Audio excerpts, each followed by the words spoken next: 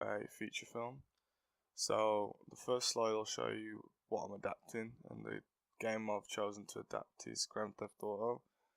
I chose to adapt this game because it's it's a different type of series. It's very modern, and the game's developed quite a lot in its characters and story arc. So I think that this could be used to create an actual feature film. I think the technology is also developed enough to create a feature film, and it'll carry you through a story arc and maybe a couple of movies, creating it a brand.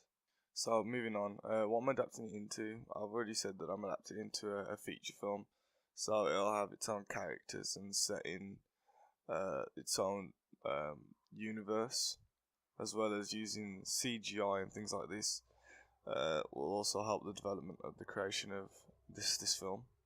So genre and narrative, I'd say it's an action drama dash fiction because it'll be based on a fictional gangster film. As a movie, it's going to be set in Grove Street, and it's going to be the upcoming story of a character called Lucky. Well, his real name's Lucifer, but that's the name of the devil. So the movie shows how Lucifer grows into being the head of his own firm, his own gang. There's emotional points in it where Lucky's brother dies, the person he grew up with, and there's flashback scenes with them growing up from young boys into teenagers and eventually adults. Um, the death of his brother triggers everything that happens in the movie, and Lucky goes on a blood fueled death rampage, killing everyone that was involved with his brother's death. Um, like in GTA 5, there's going to be alternative sort of storylines that intertwine with each other, but the main protagonist is probably going to be Lucky, because his arc is the most defined within this story. So the constraints and opportunities. The constraints of creating this movie before was that CGI was underdeveloped and it wouldn't have looked as good because nothing was able to be generated because the technology wasn't there. Now CGI has come a long way from where it was back when GTA first came out. Even looking at GTA in other points, it doesn't look very good. If you go back to previous games, GTA's graphics is not very good. However, it's developed quite a bit. Everything's got a lot more rendered. It's got better rendering, better graphics, better everything. So I think this is the time where feature film should be created because you don't want it to be too underdeveloped for the time that it is in. For example, I think Rockstar could afford to make it as well. This is because of the release of GTA, the game, raising millions, if not billions, in revenue from the sales of their games and the DLCs and things like this. Because CGI's came this far, I think the effects and the motion capture that could be used um, would be quite good in 2017. Some other constraints would be the use of children and things like this. It's an 18 game, so kids will want to watch it. So I don't know. It's influence. There might be influence weight, so that's another problem that we'll have to get around when the creating of this film. Following this, um, some of the opportunities that Grand Theft Auto has is facial capture and the ability to create its own universe through CGI and green screen. This wasn't there before because the technology wasn't as developed, and the animations of characters was just not realistic.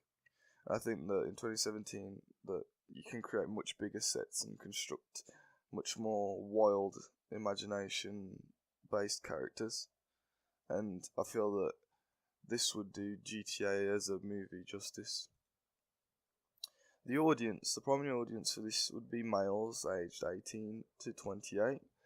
This is because the game is made for people aged 18 to 28. I think gamers, as in any game adaptation to movie, gamers are the primary audience for it, and they're more focused on more focused on the game than any other audience. But saying this, people that are into action movies, drama movies, and things like this, they would also be interested in it because it goes through all of those genres as well.